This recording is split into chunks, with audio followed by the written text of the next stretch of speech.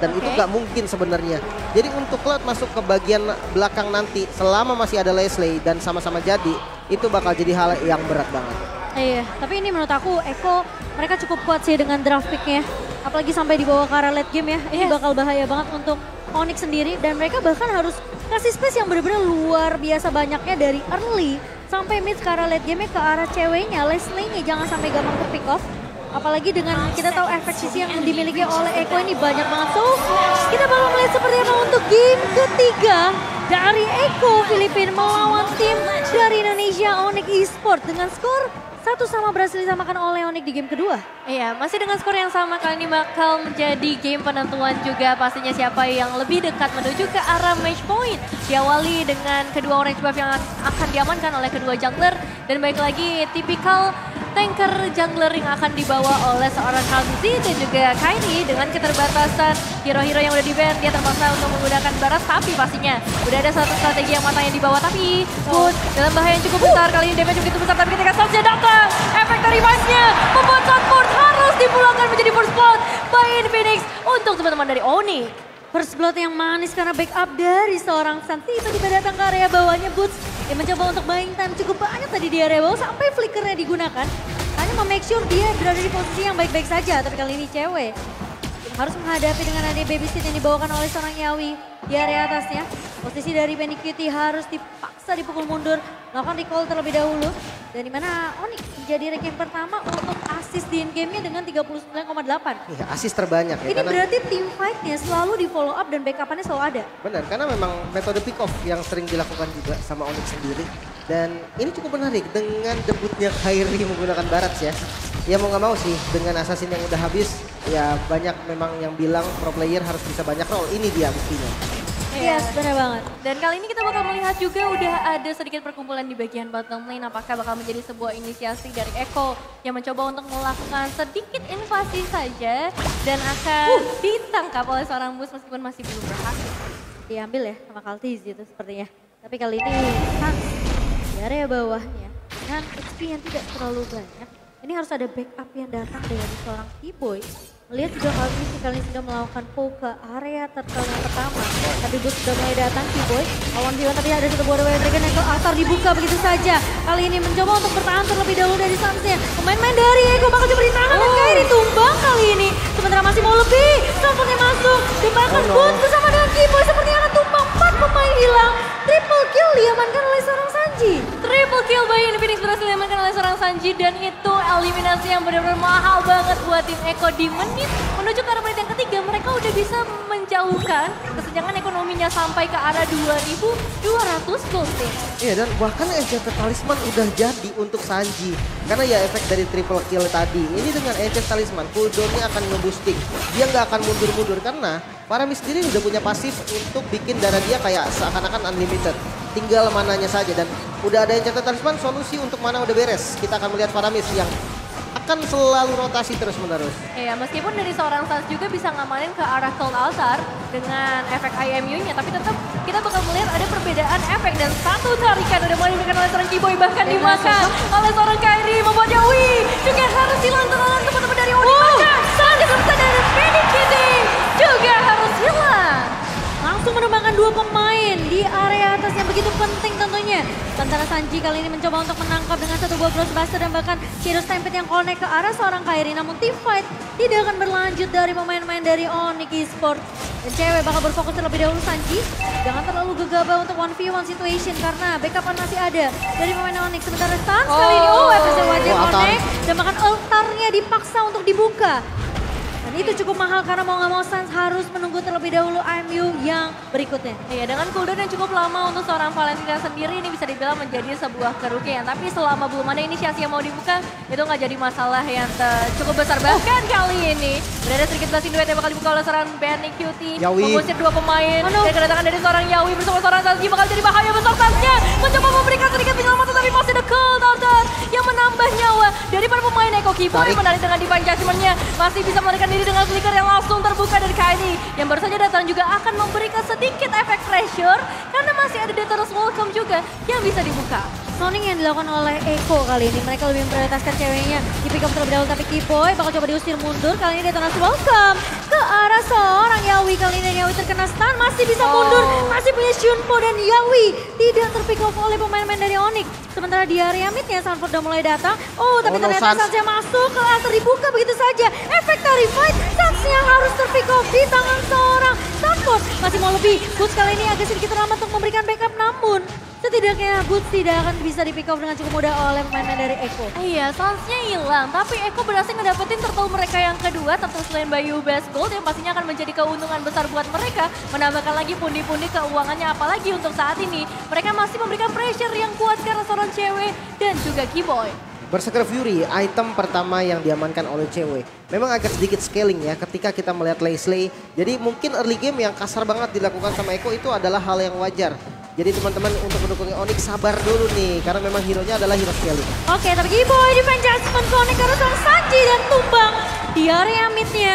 Sementara Yawi tentunya tidak akan bisa memberikan backup karena 4 pemain melakukan rotasi secara bersamaan dari Onyx. Coba untuk mencuri satu pemain terlebih dahulu di area atas, namun sepertinya tidak akan menemukan siapapun karena pergerakan dari Benikita yang berhasil untuk melakukan recall terlebih dahulu mencium area bahaya, tapi Kairi harus bermain sabar dengan menentukan adanya satu buah tank jungler.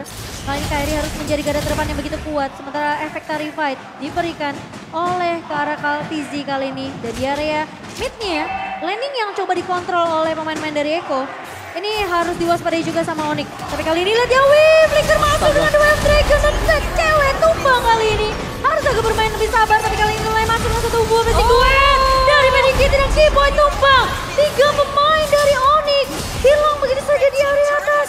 9 berbanding 4 yang berhasil diamankan oleh Iko. Bahkan kali ini mereka ngedapetin juga ke arah outer turret di area top lane. Keuntungan yang besar banget karena 4.000 gold yang udah berhasil mereka amankan dengan inisiasi yang manis banget. Yawi dengan cowoknya udah mendapatkan 7 assist loh, Lim. Wah, ini sebenarnya satu power hero juga ya dari Yawi. Kita lihat dengan mekaniknya yang begitu rapih dengan cowoknya dive in ke dalam turret. Ditambah ada altar yang siap nge-backup dia untuk jalan keluarnya. Tidak tumbang jadinya. Nah, ini menjadi keuntungan besar pastinya untuk Eko. Bahkan turtle ketiga. Tapi ini sulit banget karena pemain-pemain dari Eko mereka terus snowballing dan bahkan Sanford bakal coba dikejar. Sementara backupan yang baik dari Eko dan bahkan turtle lane Bayu Best masih bisa diamankan oleh Eko. Tapi Sanji menjadi threat terlebih dahulu. Kartizi nahan di area depan. Dan pemain-pemain dari Eko kali ini masih memiliki keuntungan yang menurut aku mereka berhasil numbangin Kairinya. Mereka juga berhasil untuk menumbangkan setidaknya kesempatan dari Onyx untuk melakukan kontes ke arah turtle. Dipatahkan begitu saja. Clean turtle ya, 3 turtle berturut-turut berhasil diamankan oleh Eko. Tanpa perlawanan yang begitu berarti, bahkan tanpa perlawanan dari segi eliminasi yang terlihat dari tim Onyx. Dan masih kita akan melihat seperti apa perlawanan yang diberikan dengan Sans.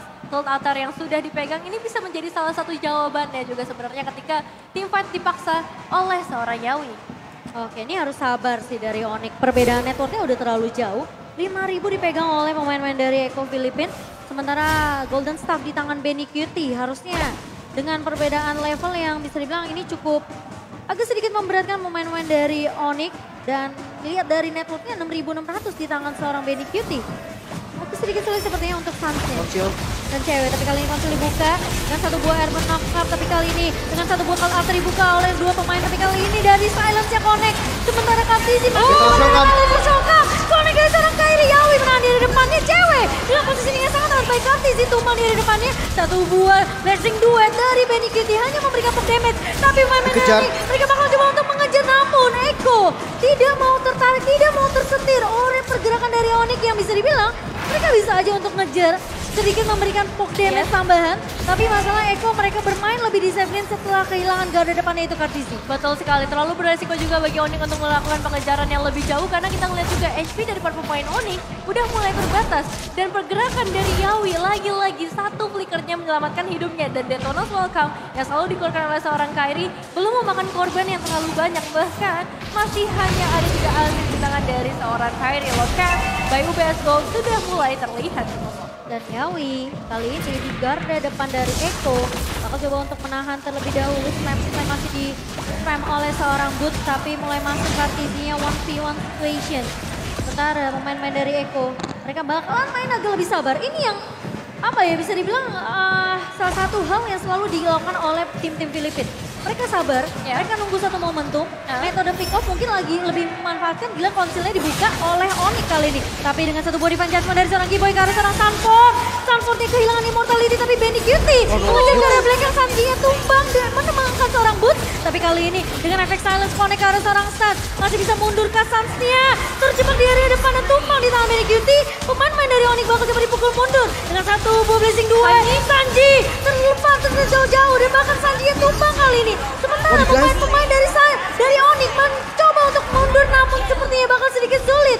Satu ultimate snipe dari seorang cewek membuat Eko tentunya masih bisa bertahan dengan damage yang menurut aku belum cukup seperti dari cewek. Iya, 4 pemain harus hilang dari tim Onyx dan tentu saja untuk Lordnya ini bisa diamankan dengan mudah oleh para pemain dari Eko dengan tanpa adanya kontestasi. Dan kalau kita ngeliat fight yang baru saja terjadi, memang inisiasi demi inisiasi yang bagus banget. Awalnya memang konsil dibuka oleh tim Onyx, tapi ternyata ini malah menjadi sebuah bumerang ketika belum ada damage yang maksimal yang bisa mereka keluarkan. Bener banget, dan sementara kalau dilihat ya posisi dari Boots-nya tadi, dia ke arah depan karena udah pakai split sprint, mau nggak mau dia harus maju. Kenapa? Karena kalau dia berada di dekat temannya dan Faramis dari Sanji tadi udah mengarah ke sana juga, bisa rata di tempat semuanya kalau kena Ghostbusters. Jadi emang kita melihat memang tadi Boots-nya kok kayak maju doang, ngapain Boots-nya? Itu menghindari damage yang bahaya banget nantinya dari Sanji ke arah teman-temannya. Iya, tapi ini sepertinya harus ada penetration.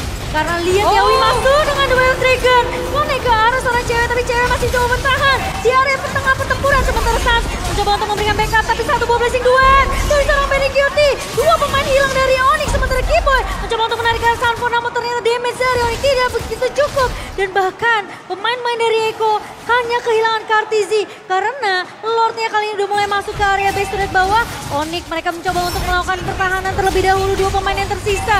Sementara Kairi mencoba untuk bertahan, tapi Kairi terkena damage yang begitu sakit dari Eko dan Keyboy. Tentunya akan ditunggu mundur dengan satu body trigger dan wipe out didapatkan oleh Eko Filipin. Dan 2-1 game yang cepat dari tim Filipin membuat Onyx tentunya harus kehilangan game ketiga ya. Di bawah 12 menit, game yang kali ini berhasil diamankan oleh tim Eko dengan cara team fight ya, yang ternyata belum bisa dibalaskan oleh para pemain Onyx. Mulai dari inisiasi-inisiasi yang diciptakan, terus juga copy ultimate dari seorang Sans, yang bisa dibilang nggak akan semaksimal dari pemilik asli untuk ultimate tersebut. Wow, ini adalah apakah memang 3 assassin band yang dilakukan oleh Eko tadi sudah jadi kunci, terkonsep, sudah akhirnya memecahkan kode dari Onyx sendiri. Tapi ya kalau misalkan memang kita melihat dari game ketiga tadi ya, setupnya rapi banget. Entah kenapa aku melihat Kairi nggak nyaman banget dengan Barrage-nya. Iya, Dia kelihatan banget. Bukan di performa maksimalnya, tidak buruk tapi nggak bisa dibilang maksimal gitu loh. Entah kenapa. Dan sebenarnya untuk sisanya nih seperti tadi kita lihat dari Glue yang ada di XP